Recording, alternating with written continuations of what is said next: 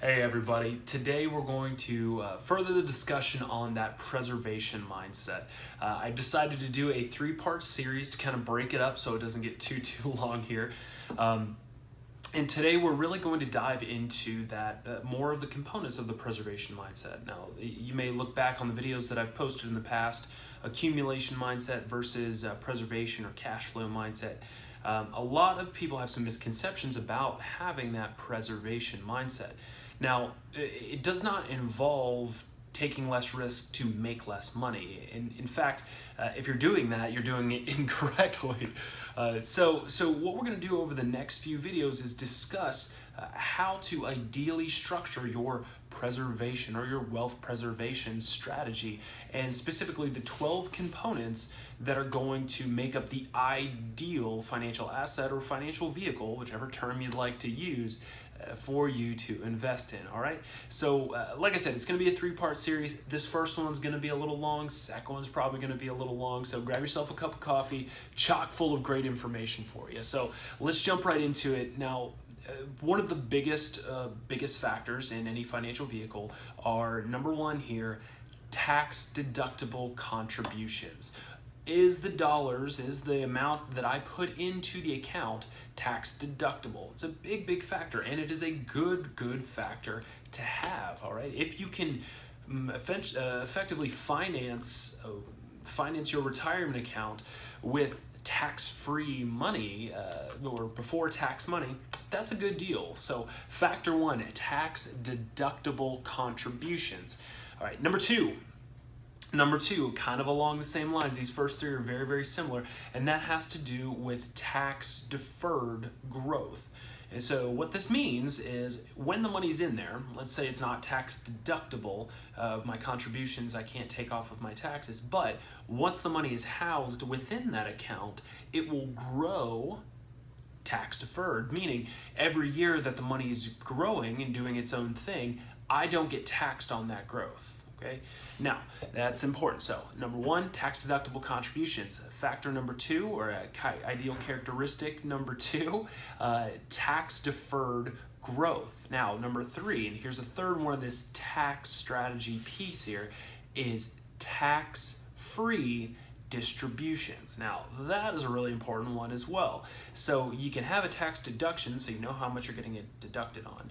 You can have tax-free growth, so you know you're not going to get present day taxed on that money. But number three, tax-free distributions, meaning however the product or however the asset is funded, can you withdraw from that tax-free whenever it's retirement, whenever emergencies, whatever? Can you get to it penalty and tax-free? So tax-free distributions, that's a big one. I love that characteristic, probably one of the most.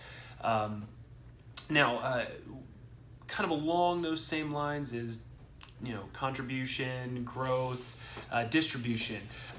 Factor number four is high contribution limit or no limit to contributions. Now, there's certain things out there that only allow you a set amount you can contribute to it a year, whether that's an IRA, whether that's 401k, whether that's an HSA. There's a bunch of different vehicles out there. Sometimes even paying down your mortgage comes with penalties. So is there a way that you can pour as much money as you have available? Can you pour a ton of money into it, not ever really have to worry about hitting the ceiling? So high contributions, is it a high contributable account or asset or vehicle or whatever word rolls off your tongue a little bit better? All right, so that's number four, high contributions. Number five, and this is really kind of the nuts and bolts, is it a competitive return? Does it keep up with inflation and then some? Does it keep up with the stock market on average? Okay, competitive return is a huge ideal characteristic, is because if your money is not continuing to move, the velocity of money, if it's not being able to do more than one thing, if it's not able to grow at a competitive rate, you're going to lose money. Whether that's taxes, whether that's admin fees, whether that's inflation or depreciation or whatever it may be, whatever factor that has to do with your specific asset, is it a competitive return? And is that return consistent? Consistent competitive return, or just a competitive return? You've got to be making money. If you're not making money, you're losing money. If the money's staying the same, if it's just cash in hand, you're losing cents and dollars on that money at a very, very alarming rate. So competitive return is a huge, huge ideal characteristic. Now, lastly, now this one is important. I'm going to spend the rest of the video talking about it. It's called safe harbor. Safe harbor. Now, this one is huge, and many people don't consider this when they're looking at assets to invest, when they're looking at assets to multiply and grow their wealth, is the safe harbor. O.J. Simpson is one of my favorite examples of this. He's definitely not one of my favorite people, but he is one of my most favorite examples of this. When O.J. Simpson was in prison, when he was going through all that turmoil in his life, he was continuing to get all that competitive return, all right? And he had his money stored in a vehicle that didn't lose, that made money, and in his instance, in this case, had a safe harbor clause, all right? It was credit protected. No lawsuit could get to it. No one could get to his money but him. Right? That's why he's still able to play on really nice golf courses, even though he's been to prison, he's been litigated for the last 20 years, okay? He still has plenty of wealth because someone got him a good asset a really long time ago when he was making that big bucks, okay? So safe harbor is a really big one.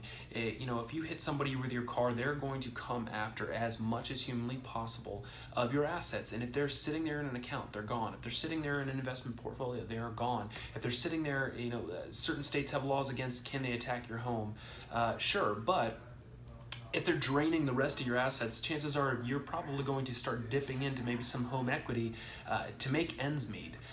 And even furthermore, if you don't have the assets to meet the amount that they're after, you're going to probably have to get a structured payment out of your routine paycheck. So the likelihood of you being able to save and build your assets back up is severely, severely crushed. So, you know, and again, another ideal characteristic of your financial asset, the premier financial asset, is safe harbor. Is the money, the wealth, all the stuff that you're pouring into it, is it protected from any outside threat or risk? And that is the big, big human element. We are flawed, we are humans. Can you protect it against that piece, okay? So that was 6. That was a lot. Okay, this is a pretty long video, but let's run through them again. All right, you have tax deductible contributions. You have tax deferred growth. Right? You have tax-free distributions. You have high contributions. Right? You have a competitive return. If you're not making money, you're losing money. Okay, competitive return. And lastly, is it safe? Is it protected from lawsuit and anything else? Okay, so that's your first 6.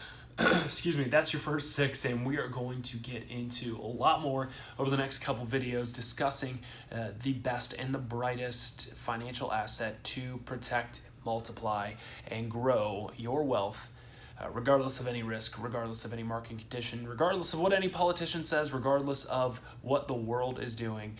Protecting your wealth is a big, big piece of it, all right? Have a great day, everybody, and you'll be hearing from me soon.